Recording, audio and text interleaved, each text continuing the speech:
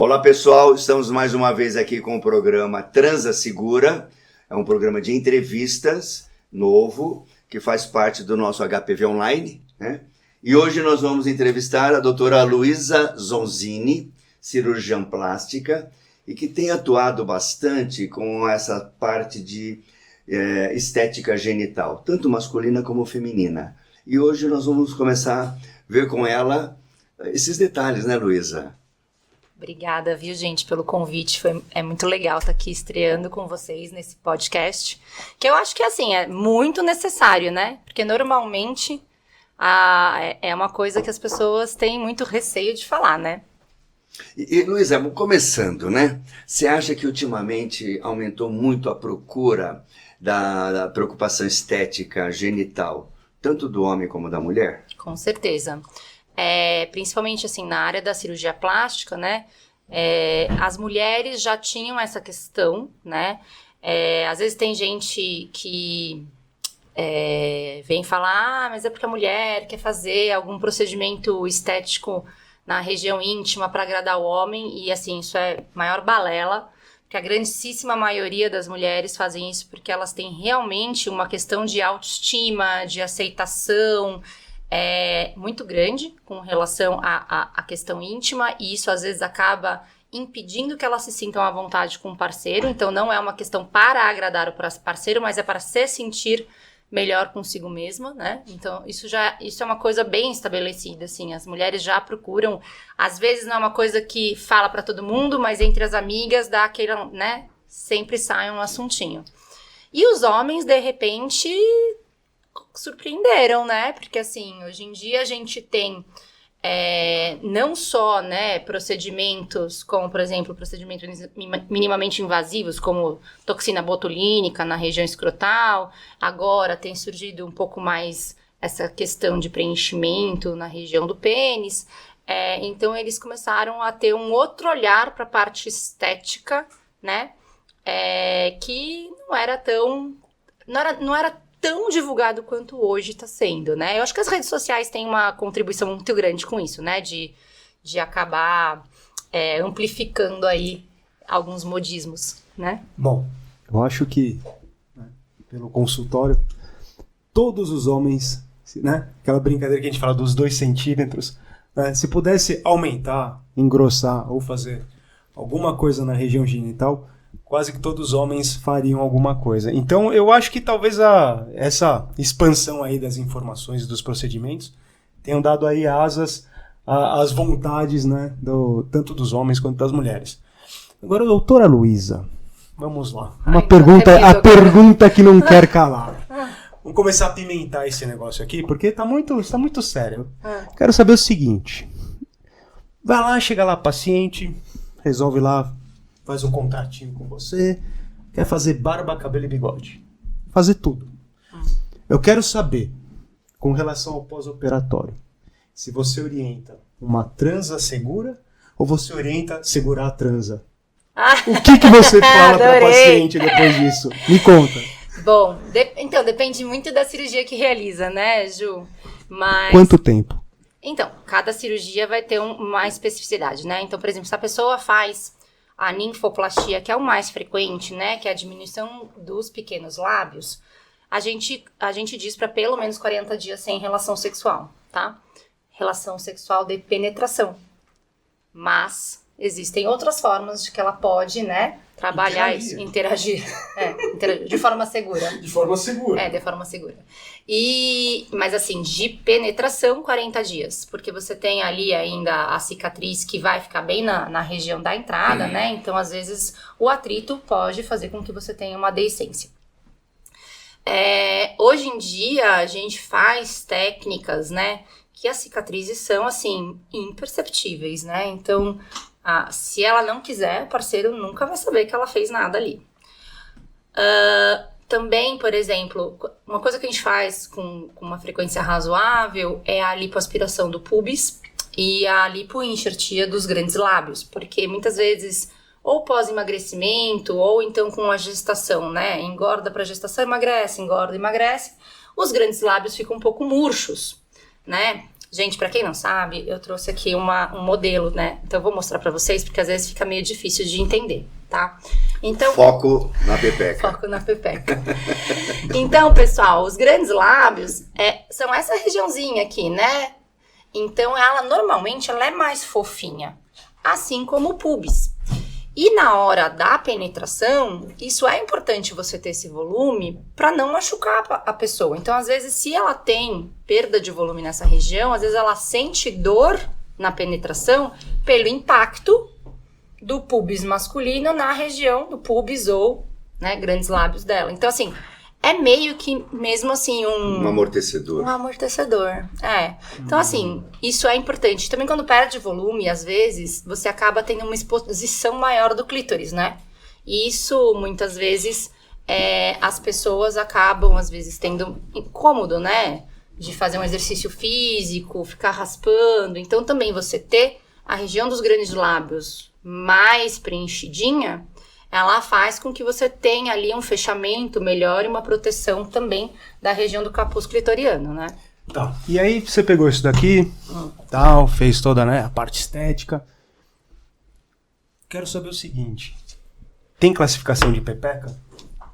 Gente, Pepecão, pepequinha, não tem, gente. Porque beiço assim, grande, como que funciona isso daí? Não, explica como que você vai chegar e falar, ó, eu vou preencher aqui, mas eu vou deixar, como você vai falar? Bochechudinha? não. Como que você vai Olha, explicar tem pra termos- paciente o que porque você tem vai fazer? termos- Ou umas que são anestética, uma maior que a outra, É. um lábio maior que o outro, né? Tem. Mas tem um termo que eu morro de rir, que é muito frequente, que a paciente às vezes chega pra fazer a queixa, que é: doutora, a minha pepeca tá muito deprimida. Eu nunca tinha visto uma pepeca deprimida, né? E assim, é difícil você entender como é que você vai... O contrário é fazer ela feliz. Mas aí, né? Como é que você faz uma pepeca feliz, né? De forma cirúrgica. Mas aí eu entendo que quando ela diz que tá deprimida, em geral, é porque ela tá flácida. Fica meio com uma cara meio Caidona, triste. Caidona. caidona. Caidona. Quando ela tá mais preenchida, ela fica mais vigorosa, assim, sabe? Mais... Pelancuda. Não, jovenzinha. Não, a anterior é A pelancuda. anterior é pelancuda. Você vê como Então as a questões são, pelancuda né? é deprimida e a mais, assim... Fofinha, gordinha. Ela é mais feliz, assim. Ela é mais Pro feliz. homem, quando ele fala que tá deprimido, é porque o negócio Tudo sobe. É que tá lá a pessoa- bem abaixo, não sobe eu acho importante você entender o que é a definição, né, daquilo. Ô, doutor, eu sou muito rápido. Aí você, mas o que é? Você atravessa? Não, tô indo muito rápido com a patroa mesmo. Entendi. Os termos são termos engraçados. interessantes. Mas é engraçado que, assim, a grande maioria das mulheres, por exemplo, elas não gostam do pubis muito, né, muito gordinho, né? Então é muito frequente a gente fazer a lipoaspiração, né, do pubis. Porque fica com aquele também que eles dizem o capô de fusca. Fica saltado. Apesar, gente, que eu vou falar pra vocês que eu fiquei um pouco assustada. Vocês vão saber, obviamente, mas eu fui fazer uma postagem no Instagram pra falar do capô de fusca. E inocentemente, gente, não façam isso em casa, tá? Eu fui lá e escrevi fotos de capô de fusca. Senhor de Deus. Mas veio tanto pop-up de pornografia. Eu não sabia que isso era um termo.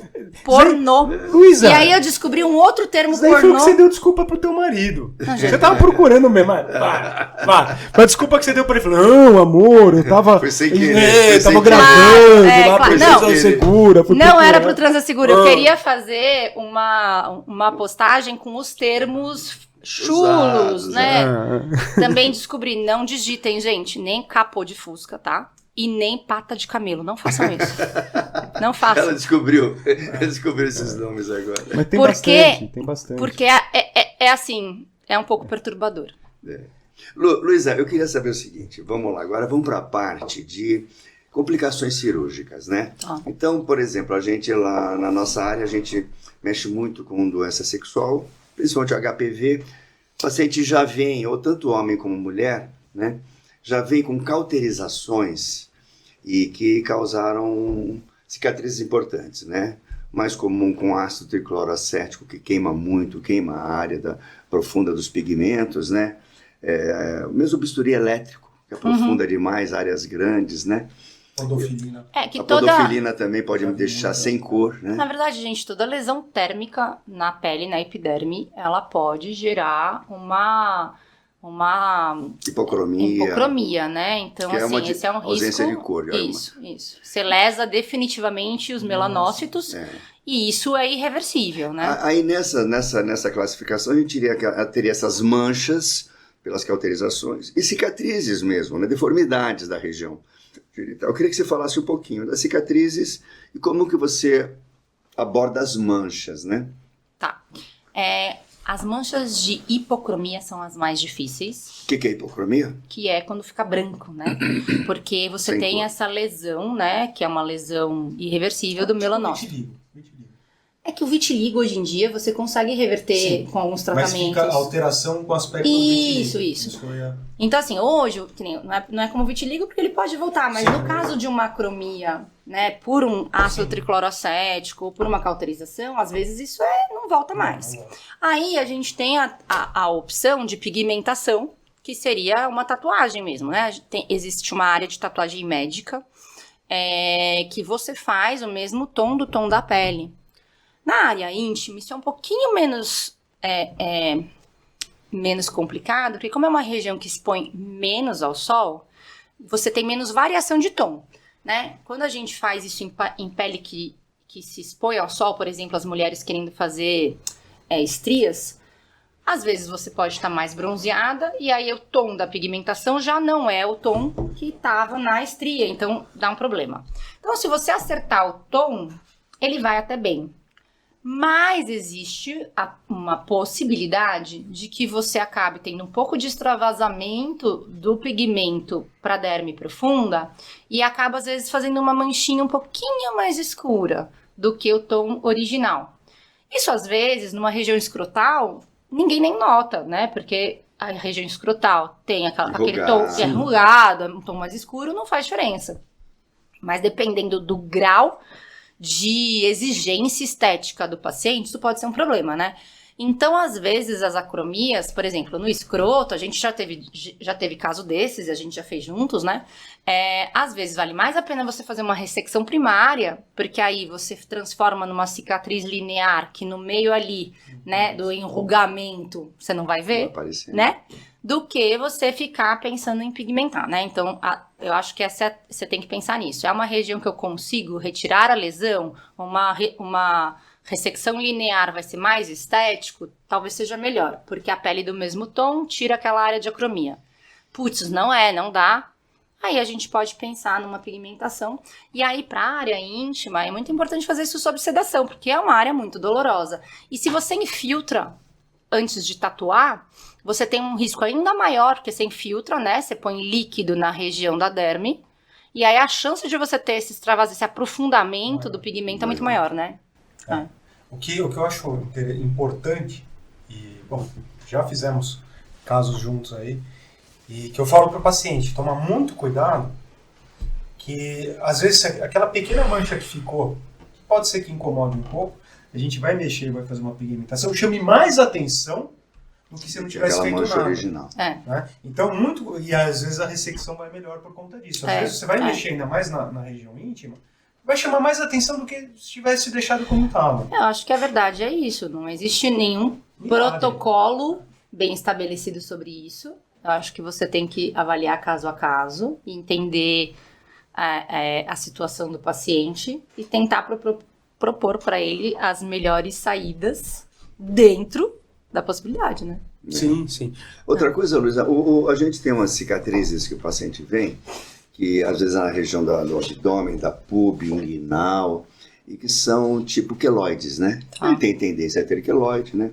E a gente tem tido um bom resultado com laser. Em aplicar nessa região, elas ficam mais planas e cicatrizam muito bem, né? Lógico que às vezes esse resultado, que pode chegar a 90%, né? Ao que nem o Julinho falou, de repente não é o que o paciente ele quer 100%, né? Aí vai precisar de procedimentos mais especializados de cirurgia plástica. Eu acho que é o seguinte, né? 100% a gente nunca consegue garantir, né? O paciente, quando ele tem... No caso de vocês é até um pouco mais fácil, porque é um paciente que tem uma doença. Então, a partir do momento que ele tem uma doença, você parte do princípio que talvez aquela área nunca mais seja como era antes, né?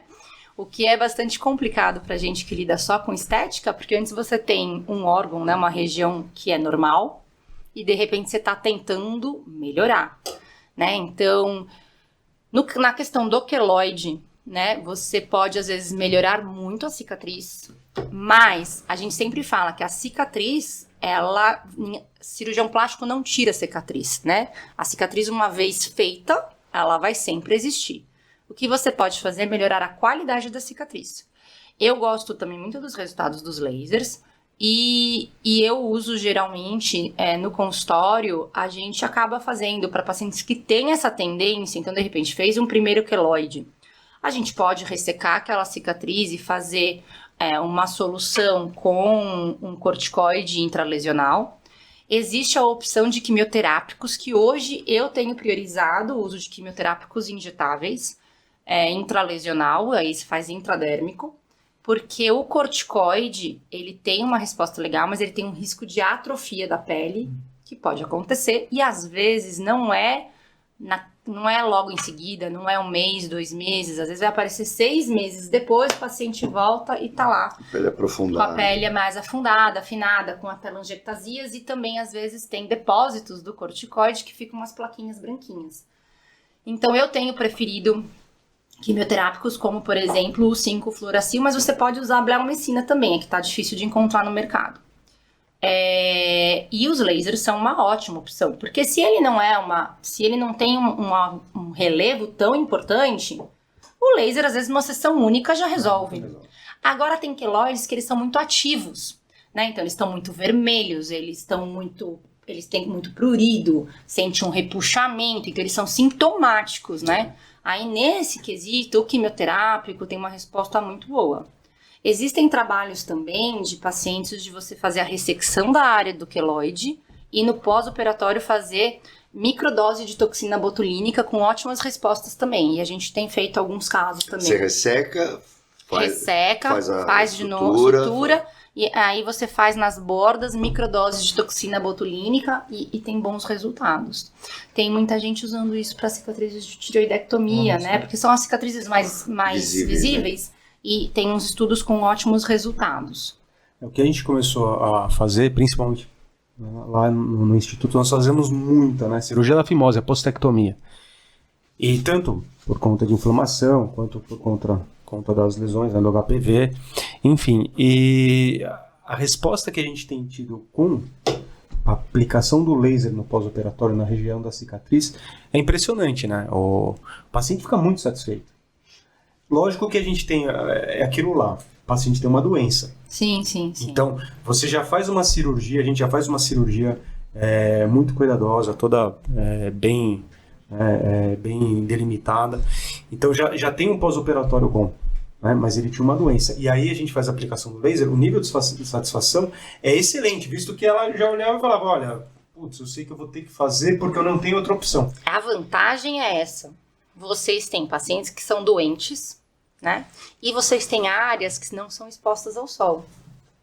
A gente tem essa dificuldade, a gente já teve até conversando no carro disso. Que... Você não sabe se o cara pratica nudismo. Tudo bem, mas é um índice um pouco menor, né? Acho que é um pouco menor, ainda mais se ele tiver verruga no pênis, acho que ele não vai querer fazer isso. Você não sabe se ele quer fazer uma eletrocauterização. Pode ser. Aí você vai ter um problema. Aí, assim, mas, por exemplo, no nosso caso, né, de cicatrizes em região de mama, em região de abdômen, em região do umbigo, área de face, a pessoa, ela quer se expor ao sol. Então, a nossa guerra é uma guerra de... Por exemplo, se eu falo para o paciente, olha, eu quero tentar melhorar a qualidade da sua cicatriz, eu vou fazer um laser fracionado, que iria muito bem, mas na hora que você faz o laser fracionado e você lesa a epiderme, e se ele se expõe ao sol, vai hiperpigmentar. Acabou. Aí vai ficar mais escuro, e aí mais dor de cabeça. Então, eu acho que também tem essa vantagem de que, sendo numa região íntima, você consegue contornar esses percalços, que às vezes dá trabalho pra gente no dia a dia. Mas outra coisa, eu tenho visto muito, principalmente mulher, né, com cicatriz que se expõe, fazendo tatuagens. em cima de cicatriz, aproveitando a cicatriz que ela tem, fazendo uma tatuagem em cima da cicatriz Tem gente dela. que faz. O ideal é você esperar pelo menos 3 meses da cicatrização completa, né? Pra poder fazer, porque a pele da cicatriz, ela é uma pele que inicialmente ela tem uma derme mais fina, né? E aí se você faz a tatuagem nessa região, você pode fazer uma ferida, né? Uma úlcera, e aí às vezes até infectar a região. Então a gente pede pra, depois que cicatrizou por completo, tirou pontos e tal, 3 meses, aí se você quiser tatuar, pode. Eu ia te fazer uma pergunta. Você está falando de procedimento cirúrgico e tal. Eu sei que você tem muita mão e manda muito bem em injetáveis nessa parte. Com relação à parte de cicatriz, de mancha, tem coisas boas? Como que, tirando esses quimioterápicos que você falou, tem alguma coisa que você faz? Preenchimento não ajuda em nada, ele só... Não. O que você... A gente tem alguns estudos para cicatrizes com Sculptra, que é maravilhoso. Tá, isso que eu queria saber. O Sculptra, que é o ácido polilático, ele acaba tendo um benefício no sentido de aumentar a espessura dérmica. Então, às vezes, as cicatrizes que elas são mais... um relevo mais baixo, porque a derme é mais fina, você tem uma melhora, também tem melhora em estrias, né? Nesse sentido, com o mesmo raciocínio clínico. E skin boosters. Então, às vezes você tem aquela... Skin booster, eles são ácidos hialurônicos de baixo peso, né? E eles... a ideia deles é estimular o fibroblasto a produzir também colágeno e ácido hialurônico e espessar a derme.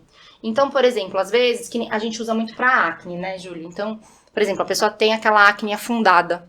A gente faz uma subincisão, solta aquela cicatriz afundada e faz o skin booster. Isso para regiões, por exemplo, de pubis e grandes lábios, às vezes a pessoa tem lesões prévias e faz aquele mais afundadinho, funciona super bem. Mas com relação à mancha em si, não tanto assim. Outra pergunta. Uma pergunta que não quer calar.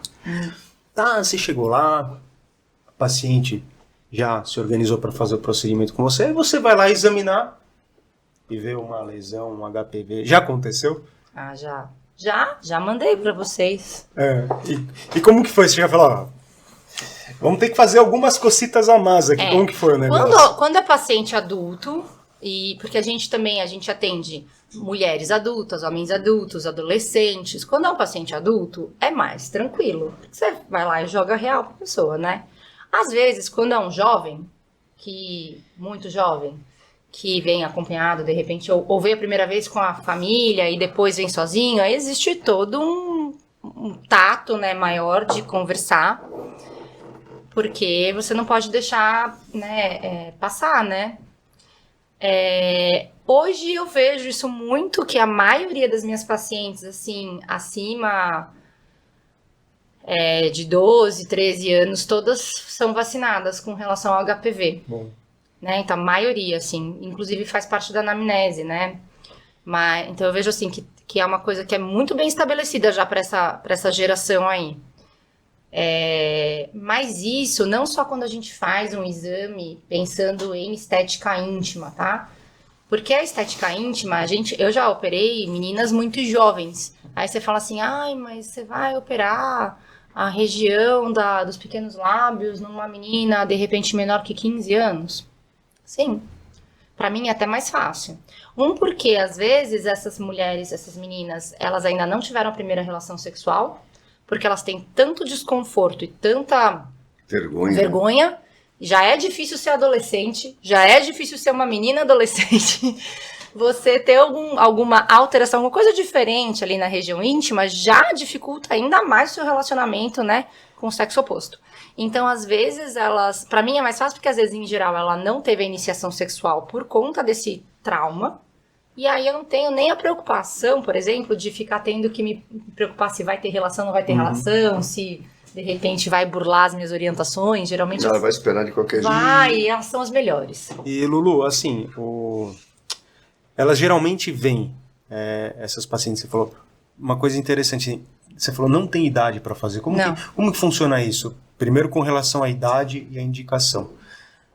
Outra coisa, essa paciente que vem, por exemplo, 13, 14 anos, como você citou, ela vem uma preocupação que ela percebeu ou que os pais acharam estranho? Não. Geralmente... Alteração, acho tá diferente do que a gente acha que é normal. Gente, assim, né? A gente... Isso é bom, vocês sabem, porque a gente tem criança em casa, né? Sim. Então, eu vou contar até a experiência do... Coitado do meu filho, ele vai me matar, né? Depois. Mais uma vez, o Fê estava tomando banho e vocês fizeram a postectomia dele quando ele era muito novo, porque a nossa ideia era que ele fizesse a postectomia e não tivesse recordação disso, né? E um dia eu tava tomando banho, ele, os primos, aquela bagunça, a banheira, aí joga as coisas, né? De repente um dos primos fez: por que seu pipi é diferente? Cara, acabou. Porque os dois primos não fizeram postectomia. E ele fez, né? Vulgo Sharpay e cogumelo. Ele não sabia explicar. E aí ele chegou pra mim, porque o Felipe é da lata, né? Mãe, o que tem de errado com o meu pipi? Aí eu, como assim, Felipe? Você tem 7 anos. É tão bonitinho, é tão lindo. Foi caprichado. Caprichado, fizemos ali. Aí ele, não, porque o meu primo, a gente tava lá brincando na banheira e ele olhou, levou um susto, falou: o que aconteceu com o seu pipi? E eu falei: como assim? Ele sempre foi assim, né? E aí lá foi, Luísa, explicar, meu amor, é o seguinte: você nasce com a pelinha Sharpay, né? Sharpay. E depois, assim, tem gente que consegue tratar, quer ficar com a pelinha. Só que a gente é de uma família de urologistas. O seu pai teve uma experiência negativa na infância. E a gente fez muito cedo pra você não ter memória disso. Então você é um mushroom, né? Basicamente isso. E aí ele fez: eu não acredito. E lá foi esticar o pipi pra ver se ele enxergava a cicatriz. Que não dá pra enxergar, porque tá muito boa, né? Imagina, ele fez com 9 meses. Então, gente, eu acho que a mesma coisa acontece nas outras famílias. Então, assim, se você tem primos, você tem a família que... E, de repente, alguém fala: nossa, mas faz um voluminho a mais. Ou ela mesmo, ela olha a mãe e fala: mas é diferente. Por que é diferente? E aí as crianças perguntam. Então, não necessariamente vem dos pais. Às vezes vem da criança falar. Porque, gente, eles são muito mais observadores do que vocês imaginam, tá? E aí eu acho que a melhor coisa é a gente ser ali, ó, preto no branco. Não, claro. A Bibi, naquele dia lá, falando agora, papo de família, com noção das ruas, volta ali, ele 3 aninhos de idade, eu não acreditava. Então... 3 anos de idade, é ali, faz a volta. Eu falava: não pode ser, eles têm uma noção. A criança, absurda, né? Ela tem uma percepção, né, muito grande do que está acontecendo, né? Ela é uma esponja, ideia, de informações, né? E às vezes a gente acha que, sei lá, que o adulto está incutindo isso nela, mas ela olha, né? Então, assim, meus pequenos já falaram: mas por que alguém é, sei lá, por que alguém é alto e alguém é baixo? Por que alguém é mais gordinho, outro é mais magrinho? Por que alguém tem cabelo, outro não tem cabelo? Porque algumas pessoas põem cabelo, né? Então, assim, eles percebem... Em rede nacional, você tá me devendo Botox, né? Ah, é verdade, tá mesmo. Tá marcando mesmo, hein, gente? Dívida no Botox, ó. Vamos resolver isso depois. Meus cabelos deixem em paz. Deixa em paz. Mas assim, as crianças notam. Você mesmo lembra quando antes dele fazer o primeiro implante de cabelo dele, eu falei: papai, lembra? Eu te amo assim mesmo. Quantos anos eu tinha? Uma escovinha na minha cabeça. Ou seja, aí você percebeu que aí você falou assim: é mesmo como? A gente tá fazendo como lavando roupa suja. Enfim, lá foi você fazer seu primeiro implante. Eu brinco muito, às vezes eu falo até no Instagram que o maior índice de cirurgia entre os pais e mães é o bullying que sofre dos filhos. Eles entregam. Eu fiz porque eles são muito honestos. Eles são honestos. Eles são... Por que você é careca, vovô? Por que o meu pipi é diferente? Por que a pepeca é diferente? Eu te amo assim mesmo, careca. Eu te amo assim mesmo, careca. Eles são assim, na lata. Luísa. Não tem mimimi. Luísa, vamos lá. Eu quero saber se você alguma vez recebeu um casal. Um homem e uma mulher, vamos colocar um homem e uma mulher. Os dois querendo fazer alguma coisa estética na região genital. Porque um fala, olha, eu só vou se você for. Não, o teu também, olha o teu, e aquilo. Então, se você for, eu também vou. Alguma coisa assim já aconteceu? Não, juntos não. Juntos não. Mas às vezes o casal vai junto e aí é muito engraçado, né? Porque do mesmo jeito que a mulher nunca... É código, né? Você não vai falar mal do parquinho, né? Que você brinca, Dele, né? Não vai, né? E ele também não vai falar mal do parquinho, né? Não vai. É uma questão de... assim, ética, é uma ética. É uma ética. Mas se sair o assunto... Mas aí, às vezes... Porque o marido fala isso e às vezes não é só com a parte íntima, tá? É também com a região, por exemplo, como a mãe vai fazer, a mulher vai fazer peito, lipo, mama. Não, mas eu te amo mesmo assim. Eu acho você maravilhosa. Mas depois que fala, nossa, doutora, mas ficou top, hein?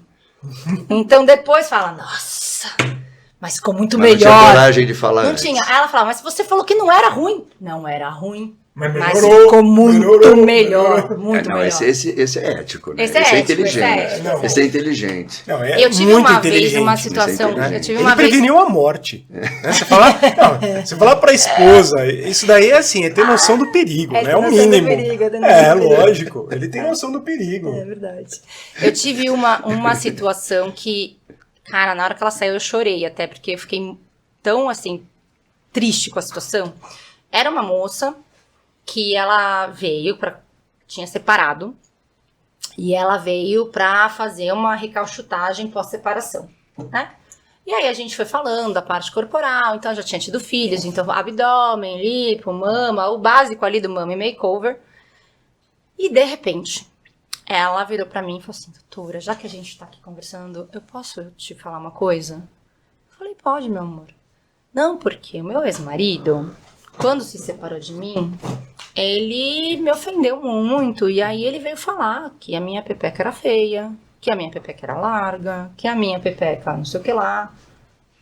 E agora eu tô morrendo de receio de, tipo, tentar Outro relacionamento, porque eu fiquei muito tempo com ele. E eu não sei o que é uma pepeca, se a minha pepeca é tudo isso. De ruim. Fiquei preocupado. Mas ela falou, posso ver a sua? Não. Ela falou assim, você falou, doutora, posso ver a sua pra ver se a minha é normal? ela falou, você pode ver a minha? Eu falei, claro que posso. Menos mal, tá bom. Pode me examinar. É normal, as pessoas vêm pra ser examinadas. Né? E aí, era normal ou não? Era normal, gente. Não tinha alteração de hipertrofia de grandes lábios, não tinha perda de volume na região da vulva. A expectativa do marido, acho que era outra, né? Talvez a expectativa dele de uma... Não, eu acho que fez pela agressão. É a agressão. Do término, de diminuir mesmo, de destruir mesmo, sabe? Por isso que eu fiquei muito... Nossa, na hora que ela saiu, eu fiquei tão mal, porque eu falei, mas que... filho da mãe. Mas é uma coisa muito louca, né? Tanto pro homem quanto pra mulher. Se você for pegar questões estéticas e sexuais e numa briga e falar, isso é matador.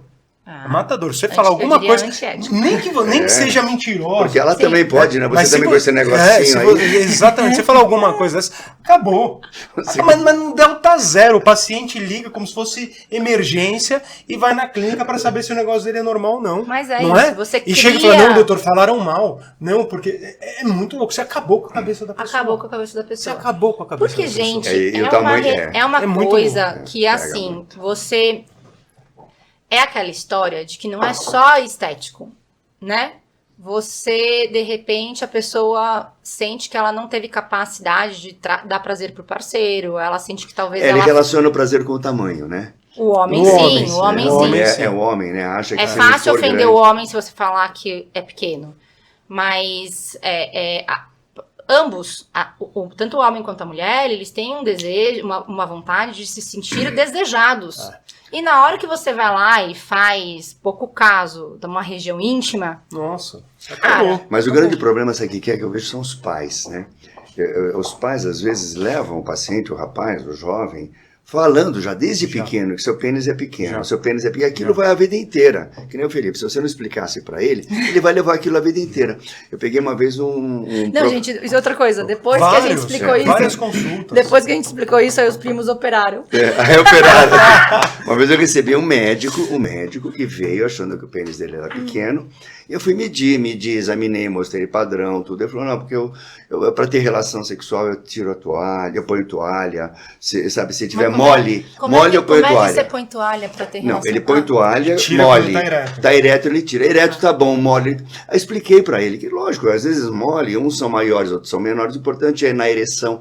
Expliquei, mostrei frio, tudo, gente, né? No frio, como é que fica, coitado? E aí, ele tá para casar, né, com a noiva, tudo, então ele tem toda essa preocupação para não, com esse constrangimento que ele vem recebendo, né, em relação ao tamanho do pênis. Aí, no final das coisas, ele falou assim, inclusive eu conversei com a minha família e meu pai falou, você já falou para que você tem pinto pequeno? Então, aí depois de toda essa terapia que eu fiz, olha, a mulher não olha primeiro pro pênis, ela olha para outras coisas, ela olhou pro teu olhar, pro teu jeito, teu cheiro, olha que, né, modo de parar. Mas ele traz aquilo. Mas aí você também forçou a amizade, né? Aí ele traz, né, Porque olha, né? Pode assim. Não, sim, mas não é a primeira, o fundamental. Por isso, mas não é a primeira coisa que ela olha, não é a primeira coisa que chama atenção. O que eu já peguei de paciente, principalmente novinho, 12 anos, 13 anos, ou com sobrepeso, ou mesmo com obesidade, e a família obesa, não era só o filho não. Provavelmente aí tem outras questões também, inclusive, né, comportamentais e culturais deles com relação à alimentação, tudo. E o pai chegar com o filho na sala, na sala de atendimento e falar, olha, não, porque o pênis do meu filho é para dentro, tá errado. E, na verdade, você vai ver, que ele tá passando. Ele tá com aquela gordura pubiana. Não tem testosterona. Ele tá em desenvolvimento. Não, ainda nem teve, né? Nem ele teve acabou, o estímulo hormonal. Nada, nenhum. Acabou com aquela criança. Mas assim, já no início. E com 10 anos, 9 anos, 11 anos, aquilo guarda. Não, acabou. Gente, claro, com muito menos. Com muito menos. Entendeu? Aí você tem que falar, olha, não é, pelo amor de Deus. Agora, você vá numa endócrino, começa a fazer, né, uma às vezes educação precisa de alimentar, estímulo, alteração hormonal. Precisa de uma série de coisas. Né? Então tem uma série de outras questões que não é o tamanho. E na verdade, se você for ver, 95% dos pacientes que vêm no consultório queixando do tamanho são normais. São normais. E outra coisa, lembrando... O problema é assim, eles querem ter... Chegar chegando. Não, ator pornô. Eles olham aquele ator pornô que já é avantajado, já tem uma angulação diferente na câmera, eles fazem todo aquele cenário e o cara quer ter um negócio achando que aquilo... Gente, vai mas resolver. Uma vez eu fui eu tenho uma história muito gozada, né? Eu dava plantão no hospital. Tinha um paciente seu que assustava, né? Então, mais ou menos assim. Então eu dava plantão no hospital, uma vez furou o pneu, parei num borracheiro. Aí ele veio de branco, o que você é? Eu falei, eu sou urologista. Doutor, você não quer ajudar? Não sou rapaz que ajuda aqui. Eu falei, como? O que está acontecendo? Doutor, ele precisa de ajuda. Ele tinha um pênis tão grande, que ninguém queria ter relação com ele. Mas claro! Ninguém queria, ninguém quer ter relação com ele. Então, você tem medo. Mas eu não entendi, ele quis pedir sua ajuda por quê? Não, pra ver se diminuía. Pensei que era pra ver se era a primeira vez, né? Então uma coisa... eu arrumo o seu pneu, mas você vai ter que... Então, não muito grande e não muito pequeno. E o pessoal que tem um pênis médio, eles querem aumentar. Não existe nada que aumente pênis. Gente, não existe nada que alongue pênis, não existe. Pela Sociedade de Urologia, nós já sabemos, não existe nada que aumente, porque depende da uretra, depende de uma série de fatores, corpo cavernoso. Outra coisa, alargar o pênis. Aí você vai ter que injetar com as substâncias. Essas substâncias, elas podem dar nodulações, dar alterações. Às vezes fica muito gordo e não penetra, tem dificuldade de penetrar. Então precisa tomar muito cuidado com esses procedimentos de aumento peniano, tanto em tamanho como em largura. E aquela história da internet de colocar peso? Também não aumenta. Tá cheio, você tem alongadores, você tem peso, tá cheio de alongadores. Mas você sabe que, por exemplo, existem que nem aqueles, né, de sucção, o bomba dispositivo vácuo. Mas eles têm a importância deles em pacientes que, por exemplo, fizeram cirurgia de prostatectomia. Tem para a recuperação da... A queda da testosterona, uma cirurgia de prostatectomia. Você tem uma atrofia peniana. Sim. Então, você colocar um dispositivo a vácuo, mesmo que seja a parte venosa ali, que você tem algum fluxo, isso já vai ajudar. Estimula a oxigenação. Então, tem o papel dele. Do mesmo jeito que existem cirurgias complexas, aliás, tem até alguns colegas que se desenvolveram nisso, para alongar micropênis, mas um pênis doente. Um pênis que realmente é abaixo da média e que para ter uma relação precisa aumentar. Ou para a transição de gênero, exatamente, quando a gente ou vai... para amputação. Isso, a gente vai fazer, né, de mulher para homem, né? Eu cheguei a participar de muitas cirurgias, de fazer cirurgias na época do HC. E são muito desafiadoras, né? Porque assim, você tem, às vezes você usa retalhos microcirúrgicos, aí os retalhos, geralmente a gente escolhia de coxa, coloca a prótese, né? A prótese que é a prótese moldável, né? A inflável a gente não utilizava. Não vou saber dizer se na época, porque não tinha disponível na rede pública, mas a gente usava a fixa, que você só movimentava, é malhável. E o problema maior é que às vezes, além, né, do risco de você não ter a vascularização adequada do retalho e de repente perder o retalho, né? Então você tem uma sequela na perna e de repente perdeu o retalho. Você ainda tem a questão de que a coxa, ela tem um subcutâneo bem importante, dependendo do quanto você pesa. Espesso, né? E aí, às vezes, ficavam... Uma bolota de carne. Exatamente. Pênis, assim, muito, muito grossos, com dificuldade, até porque pesava, com dificuldade da prótese fazer a ereção. E aí a gente tinha que programar várias sessões seriadas de emagrecimento do retalho, né? Que aí podia ser com lipoaspiração, às vezes fazia alguns detalhinhos de ressecção de pele também. E isso é super, assim, é complexo, né? É muito complexo. É a exceção da exceção, que a gente encontra muito, eu recebo muito telefonema, muita mensagem de pacientes que têm pênis normal, mas doutor, eu vou me expor, eu estou participando de programas que eu tenho que ficar de maiô, às vezes até ficar nu, e eu quero que isso seja maior, né? Então, e é normal. Entendeu? Essa é a preocupação. Então a gente tem que tomar muito cuidado com isso, porque não é que ele o pênis dele é pequeno. Ele que é maior do que é. Exatamente. Isso e aí é uma coisa que eu falo, cuidado para o seu desejo não virar um pesadelo. E muitas vezes a pessoa deseja, vai atrás e tem um monte de arranja uma dor de cabeça. E a gente já viu isso acontecer. Então, cuidado para não virar um pesadelo. Eu acho que o mais importante de falar com relação ao engrossamento do pênis, quando você faz, seja com gordura, com lipoenxertia, seja com preenchedores, eu acho que assim, claro que PMMA é proscrito, né? Porque ele é um preenchedor permanente que se você tiver qualquer problema, necrose, você não tem o que fazer. Acaba com a circulação. Acaba com a circulação e aí você vai tirar tecido viável, né? Então, PMMA de nenhum. O pessoal agora tem feito algumas coisas com ácido hialurônico, que o ácido hialurônico é mais seguro. Mas eu acho que o mais importante disso é você falar que vocês vão falar melhor que eu, que o fato de ser mais grosso não necessariamente faz com que realmente ele seja melhor na questão do prazer. Exatamente. O pessoal pensa muito na parte do ego. Eu vou mostrar grosso, enorme, e esquece simplesmente dos dois terem prazer. Né? As duas pessoas que estão lá naquele momento têm prazer. E é muito mais do que o que ele acha que ele está apresentando. E de repente essas deformidades, esse grossamento prejudica a penetração, às vezes. É que o interessante, se eu não estou enganado, do ácido hialurônico, pelo menos você consegue reverter. Ah, sim, você faz hialuronidase. Então você consegue reverter. Lógico que pode ter complicação, pode ter necrose. Claro, como o ácido hialurônico em face também. Mas pode o ter. PMMA não. Não, PMMA. Um corpo estranho ali, aquelas bolotas fibrose e que elas descem, o pênis fica parado, então elas descem bolotas. É difícil você remover depois, né? E às vezes deforma, não é que vai ficar como um todo mais grosso. Às vezes ele fica todo cheio de bolotas. Exatamente. Bolotas.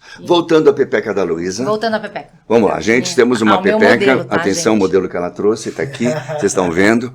Luísa Zonzini, vamos lá. Tivemos algumas complicações juntos, né?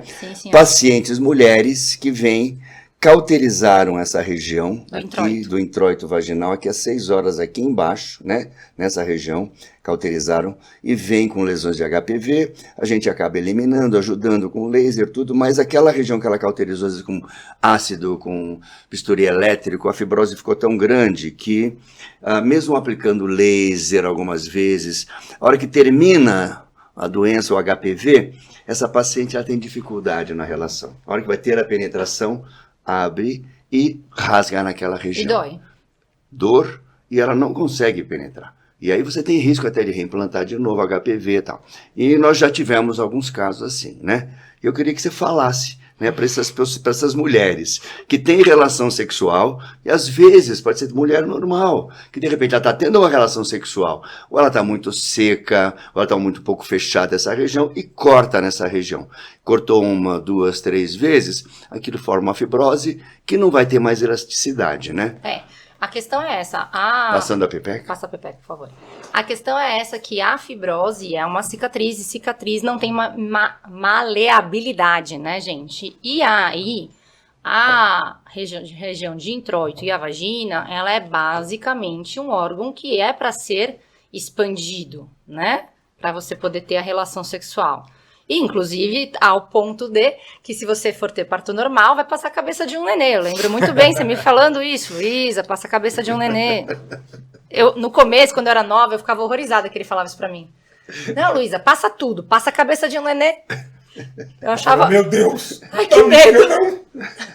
Na minha não vai acontecer. Graças a Deus eu tive 2 cesáreas. Acho que eu fiquei meio assustada com essa ideia.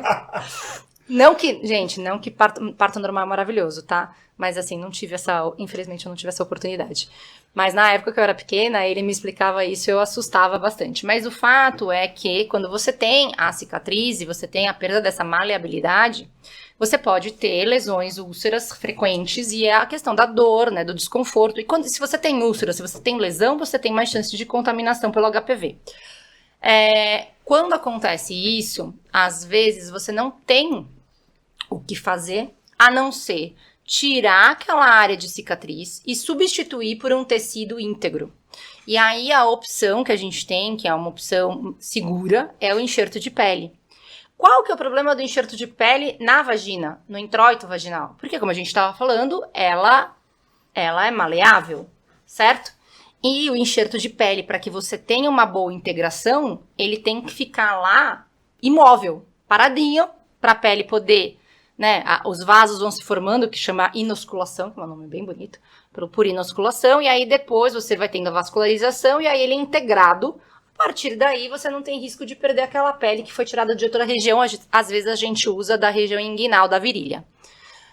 E aí, pessoal, beleza, como é que você faz um órgão cilíndrico que é maleável ficar bem paradinho para o enxerto integral? E aí, essa é a nossa dificuldade. Nos casos que a gente fez, a gente utilizou um expansor, né? Que é um expansor próprio para esses casos de reconstrução vaginal, que ele é basicamente um tubo mesmo, de silicone, que você consegue aumentar ali, e aí ele fica paradinho ali, dilatando a região, fazendo... Sem comprimir muito para não perder a vascularização. Isso, a compressão ideal, nem muito para você, de repente, né, ter algum problema de vascularização e nem é tanto a ponto de incomodar a paciente. Beleza, resolvemos isso, primeira etapa. Então já é desconfortável, que é como se a pessoa tivesse um dilatador gigante ali. Por um período. Por um período. Mas o enxerto, no tempo todo. Mas o enxerto, ele tem uma retração secundária, né? Então depois, às vezes, ele acaba tendo uma leve retração. E às vezes a gente precisa fazer dilatações. Então, às vezes, a gente precisa também usar dilatadores para ir ajudando ela assim, de menor para maior, até que ela possa, por exemplo, tentar a penetração. E aí, a penetração, quando a gente libera, ela é uma fisioterapia, né? Para que você tenha essa mobilidade do órgão. Gente, mas vocês imaginam, né? Porque a gente já passou por isso. É complicado porque é desconfortável para a mulher, né? Pra gente também é angustiante. Tem uma questão, né, com o Covid, a gente teve uma dificuldade muito grande com próteses de silicone, e todos os expansores teciduais, seja para partes de crânio, mama, tecido subcutâneo de outras áreas do corpo, e inclusive esse, estão em falta, né? Então, assim, às vezes é muito difícil a gente conseguir para o paciente, programar para conseguir para o paciente. né? Então, assim, tanto que o último caso que a gente fez foi antes da pandemia, não foi? Mas acho que assim, o desconforto da mulher é tão grande, né, que ela submete, né, Luísa? Ah, sim. Ela sabe, ela tá passando meses, às vezes anos, que ela não consegue ter uma relação. A maior parte é anos. Né? Então, o desconforto, ele justifica, né? Bom, quero saber, pra gente finalizar nosso bate-papo aqui, que já tá já uns bons minutinhos aí. Lu, pro velho da lancha, que quer dar aquela recalchutada em você. Em mim, não. Não. Com você. Como você. Tá? Como você. Quer dar uma recalchutada ali com você. Pra mamãe que quer fazer um mommy makeover, é isso? Isso. Como te achar? Como procurar a Lulu? Eu acho que o mais fácil hoje são as redes sociais. Eu tenho um Instagram que é o @doutora.luisazonzini. Então não é Lupepeca? Não é Lupepeca. Não é, graças a Deus. Acho que talvez eu entrasse no Shadowban se eu fizesse isso. Mas pode me procurar no Instagram, eu respondo todos os directs. Repete de novo a luz. @doutora.luiza com Z. @DRA. Luiza com Z, Zonzini, Zonzini. Maravilha, né? Lulu, muito top, Lu. Legal. Acho que é importante, né? O objetivo desse programa é esse, né? É descontração e falar sobre esses assuntos que a gente tem em relação a doenças, a parte estética. E hoje em dia você sabe que o relacionamento sexual é muito importante, né? E traz muito tabu, né? E nessas brincadeiras, nessas conversas assim informais que a gente consegue esclarecer muita coisa, né? E de repente, né, cutucar as pessoas que estão aí preocupadas, esclarecer melhor e sair da situação de desconforto que algumas podem estar. Exatamente, a ideia é ajudar, né? É isso aí. Lulu no Transa Segura. Obrigada, Luísa. gente. Obrigado. Obrigada.